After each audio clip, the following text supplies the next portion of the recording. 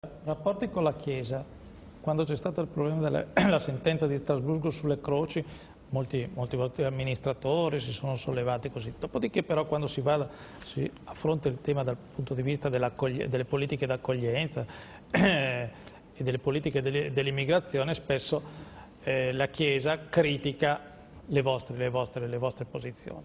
Come la mettiamo questa contraddizione? Lei come si pone? Beh, innanzitutto che mutuerei delle parole che ha detto Bossi anche di recente rispetto al crocifisso.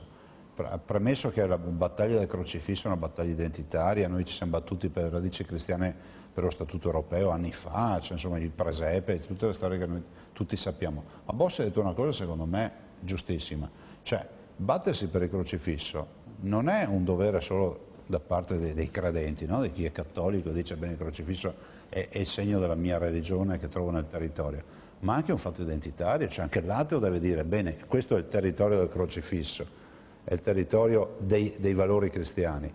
Dopo la Chiesa dice ma le politiche di accoglienza sì o no, Caritas o non Caritas. A me risulta che anche all'interno della Chiesa ci sia lo stesso dibattito, per cui non è altro che questo è un dibattito trasposto su di noi, nel senso che noi parliamo di politiche dell'accoglienza ma ne parliamo con i fatti. Nelle nostre città dove amministriamo noi, e parlo della Lega, noi comunque siamo citati poi nelle statistiche nazionali come esempi lungimiranti di integrazione. Voglio ricordare che il Veneto e Treviso in particolar modo è sempre in testa alle classifiche per questi aspetti, per cui grida vendetta questa contraddizione, no? Che si dice che dove ci sono i leghisti non c'è integrazione, poi tu vai a vedere i dati nazionali e ti dicono beh, dove ci sono le città governate dai leghisti c'è integrazione.